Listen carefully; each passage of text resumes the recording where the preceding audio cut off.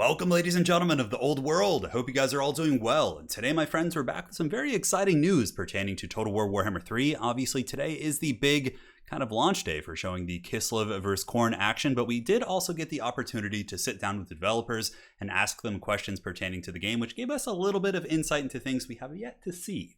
So in today's video, we'd be talking about sieges, small settlement battles. We'll also be talking about the new multiplayer mode, which of course is called Domination. We don't have too much information yet, but in today's video, you'll be hearing it directly from the developers. So hopefully that'll give you guys some insight, but some very exciting stuff. And when we're all wrapped up with the video, of course, I'll give my thoughts and kind of ideas at the very end. But anyways, guys, just want to thank you sincerely for joining today. And without further ado, let us begin here with the first question. Visited for Warhammer 3. Kind of the main change that you'll see is that the UI looks a bit different, and you'll have a linear rate of mana recharge, whereas previously, like when you cast spells, the recharge would slow down. So now in Warhammer 3, we moved to a more simple system where you gain, I think the base rate is like one mana per 9 seconds or so. Actually, 1 mana per 10 seconds. So it's just a very predictable pattern of how the mana is filling into your pool. And we've also done a lot of work in just making the tooltips for spells and abilities more clear. So you'll, for example, now be able to see damage numbers on spells like Final Transmutation or how much damage a Vortex spell will deal per entity and stuff like that. Yeah, I was going to ask. So obviously we got to play Kislev as the faction that goes into the realm of Khorne there, but is that going to be something, let's say, for example, if we head on over to like Lustria or factions like the Lizardmen and, those other factions going to have a similar mechanic where they can go to the realm of the gods? And if so, will they have their own unique towers, or is it going to be similar in terms of aesthetics? What is that going to look like?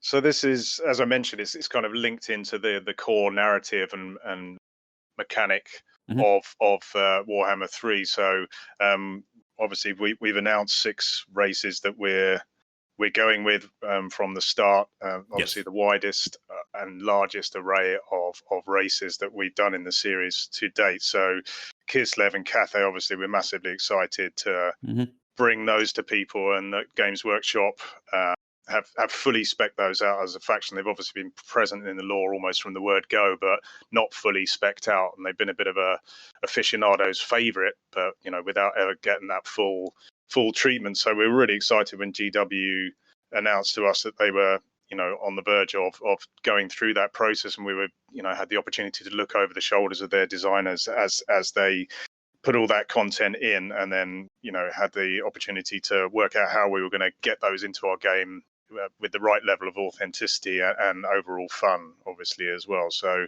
and then you got your 4 chaos races as well. So really these survival battles, like I say, they're linked to the core narrative of Warhammer 3. So they primarily apply to the races that are present at the start of Warhammer 3. Got it. Understood. I can add on to that. So the barricades that are used in the battle are unique to the realm of Khorne. So they've got the different buildings around them, different skulls, icons and such. That is unique to Khorne. And the towers as well that you build have the projectiles of the faction that you play as. So where you played as Kislev, got it. Okay. The projectiles there will match what Kislev can pack. Yeah, like frostbite and so whatnot. Yeah, so that's all per faction. So if you play the campaign as the different faction, you go into that same battle, you'll have your own set of projectiles for those towers as well. So the mode, the one that you've seen there is just the demo, but we offer this in campaign, custom, and multiplayer. So it's basically giving you what you're saying there. You can pick any faction, and then it's down to you to choose your gameplay style, whether you go wide, tall, you want to go tower defensive. And again, the multiplayer, you can play this cooperatively as well. Okay. That again is going to mix up all types of gameplay. I couldn't begin to think of what you could come up with. You mentioned that there was a new multiplayer game mode. I believe it was called Domination or something. Is there any light you can shed on that? Yeah. Well, I suppose I'll take it. And James, feel free to add stuff if I miss out on anything. So we're introducing a new multiplayer game mode in Warhammer 3 called Domination battles. Kind of the key takeaways with it is that we're introducing capture points that decide the outcome of the battle. So, you hold the capture points, and if you hold them for long enough, you win the battle. And the other big twist that we're introducing here is dynamic reinforcements. So kind of like how you were able to bring on reinforcements in the survival battle. In Domination battles, you'll be able to bring on new units to the battlefield, allowing you to kind of react to what's happening on the battlefield. So if you end up in that situation where the enemy just has missile units left and is guiding you, you can just bring on cavalry and try to smash them in that way. And what we really wanted to do with this is, we've read a lot of feedback about the camping and the kiting that you might end up having in a normal Total War multiplayer battle. Yeah, of course. And we kind of wanted to, give you tools to, or basically we wanted to give you something to focus on, something to kind of fight over, so that you can't just camp in the corner or just keep running away, but there's something to fight over. And we also wanted to ensure that the battle is less of a coin toss, in the sense that or build roulette, so that you kind of have the means to react to what's happening on the battlefield, and just give more chances for players to mount a comeback from a bad situation. Got it. So you will pick an army going in, but as of course the battle progresses, you'll have resources essentially. And resources, do they come from the capture points, or do you just get fed periodic points over the course of the battle? We'll be able to tell you more details about it at a later stage. We're keeping it fairly generic at this stage, but yeah, sorry. certainly. Will there be a quick battle queue system for that? Is that something that you just queue up for? Or? I mean that is the current plan. Understood. We need to see how things go when we're doing internal testing and so forth. No problem. Perfect. At least my personal take is that it is an improvement on land battles, so it should be the quick battle mode, but things may change before release. So perfect. Yeah, the core design intent behind those battles is to make the battles more engaging by allowing for greater versatility, and it gives players a chance of turning the tide of battle in their favor. If things have gone against them early doors, there's always a chance to turn things around and mount a comeback. I think that's like a potentially a very big step forward, because with traditional multiplayer, we have a community system with rules in place that do address some of the issues with, kiting excessively, and obviously the ability to draw games. But I really do like that there's like a finite victory condition via the capturable objectives. I think that's quite healthy. It makes it like a closed environment that doesn't need as much policing. So yeah, that's pretty huge for sure. So happy to hear that. I mean, when we sorry, James, carry on. Oh, I was going to say, like, you've also got this being like the third game in the series. Warhammer 1 and 2 has had its time. Yeah. But for Warhammer 3, you're going to have eventually all of this content come together. And, I played multiplayer myself, and, some games you can feel like from the offset, you're, on the back foot, and you're like, it can be a bit intimidating. And especially if we want to bring new players into this game it's now, not very welcoming. Of content, it's really there to try and get the new players and the more experienced players in the same battle, and everyone can engage, and it keeps the battle going. Whereas in a land battle, it's just I've taken out your front units and now I'm mopping up, and it's it's not a great feeling to have. So this is really there to try and engage with players in a better way. Yeah, it's pretty exciting. I mean, it'll be interesting to see how and if it potentially takes over, as the standard multiplayer format, right? When we run our tournaments and things like that. I mean, if it's exciting. It definitely requires a lot less policing with the capturable objectives. So that's cool. Glad to hear, guys. Yeah, and I'm really, when we sat down initially to kind of talk about this, obviously the third game in the series, there's always a sneaking temptation to play it safe. We've, the first two games have really been very successful and very well received, and it would be very easy to just go with more of the same. But we wanted to keep pushing the series onward and breaking new ground, and finish off in the best possible way we could. So we want to provide good experiences that enrich all areas of the game. So the campaign, new battle types there, so that within the context of a 200 turn plus campaign, how it is at 3 a.m. Another open field battle, or a totally new battle type suddenly feels very refreshing. You know, you're Yeah, of refreshing the course. players' palette and keeping things, you know, fresh. So yeah, just basically wanting to push on to new heights. Really, we can give you a little glimpse, not too much. We'll be going into those again in more detail later. This is the trouble we have so much new stuff to share with you. Obviously, if we try to go too deep with everything, it becomes overwhelming. But yeah, we've included minor settlement battles in this, the third game in the series. So they take place around the footprint of a minor settlement. Some of them are 360 degrees. So they're a great kind of midway point between a land and a siege battle. Real mixture of different layouts and so on, and some unique features as well. So we really can't wait until we're allowed to actually tell you a little bit more detail about that. But yeah, definitely a really strong addition to the series. Well, the co-op campaign is definitely going to be a thing. Again, it's something I'm not really allowed to go into today, but yeah, we got some exciting stuff coming up on that front. So basically just keep an eye over the next few months. Like I say, we've got so much amazing stuff to share with you, so, and that's definitely one of the things on the agenda. I am not entirely sure whether I'm allowed to go into this. Yeah, just to be safe. That's a good thing. Yeah, I'll have to say we will go into this again later in the campaign. You got it. Sorry, guys. No, it answers my question, so we're good.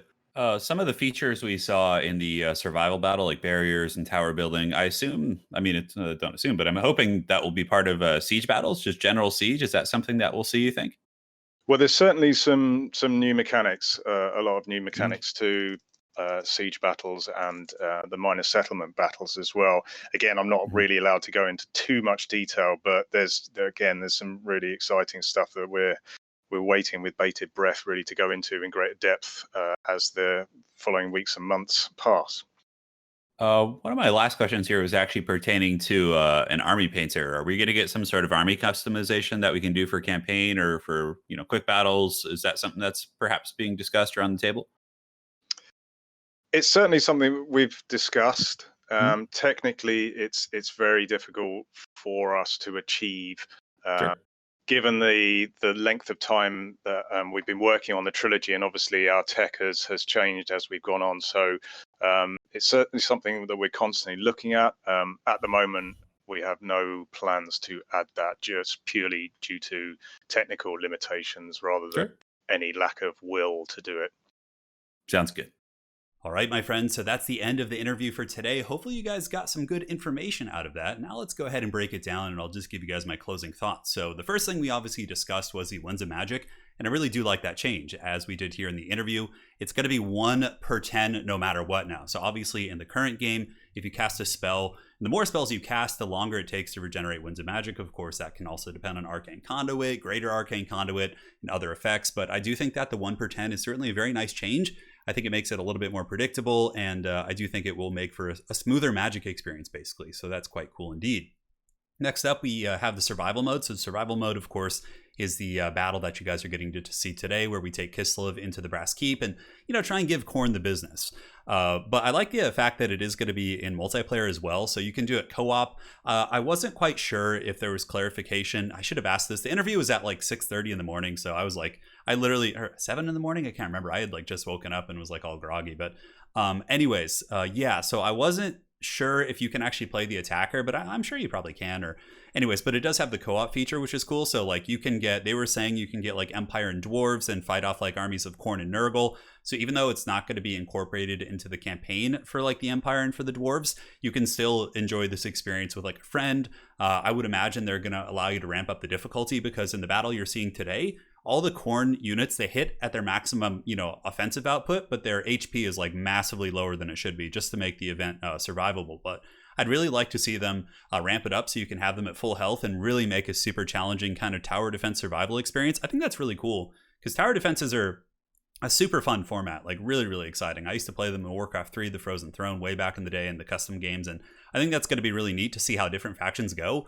And I can already tell you, I will be having events where it'll be basically team events where you get a partner, and whoever can survive the highest difficulty for the longest will win the tournament. This will be really neat, considering we'll have over 20 factions, and the amount of like synergies and things like that you can come up with the team and fight off swarms and swarms of enemies. I think that's so cool. So really excited about that.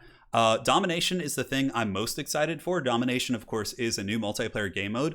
And based on what Duck was saying towards the end of the interview, he did kind of mention that, yeah, this is going to be like the new multiplayer quick battle mode. It's going to be replacing most likely the current version we have. So this is like a huge shift. I mean, if this gets adopted as the mainstay multiplayer mode, that is like, we've had 2 games of it being one way, and then game 3, it's a whole different ballpark, which I think is super refreshing. I think it'll kind of reinvigorate people's interest in multiplayer as well as just competitive play. And again, it all depends on how it's executed. We haven't really seen it on hand yet, but I have to say, I've been like begging to get a finite victory objective that isn't just like, getting them to army losses for the longest time. It's what makes other RTS games functional, right? Warcraft 3, StarCraft, you kill their base, you win, right? And I'm really happy to hear we're getting capture points. Again, there's a lot up in the air. We don't know what it's going to look like, but Duck has always been really solid with multiplayer. So I'm very confident that it'll be good, and I really do hope it replaces the status quo, and we don't have to, as the community, police as much, because policing via attacking rules and force camping rules is probably one of the biggest, biggest issues I think with multiplayer, and it's really not a fun thing to have to deal with, and especially when there's money involved. So I think that's huge. We have minor settlement battles, which I think is a great addition. Obviously, I think many of the features we saw just now via the tower setups and all that other good stuff, obviously in the battle, if you guys haven't seen it yet, this is going up pretty soon.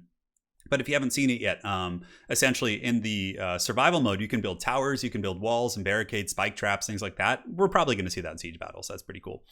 We also did get to the questions about co-op campaign, and they couldn't really share much, but it's always a sign, because at the end of the video, we're like, oh, well, what about Army Painter? They're like, nope, no Army Painter. We're like, how about new co-op campaign features? They're like, we can't talk about that. So it's pretty much a tell there's going to be something.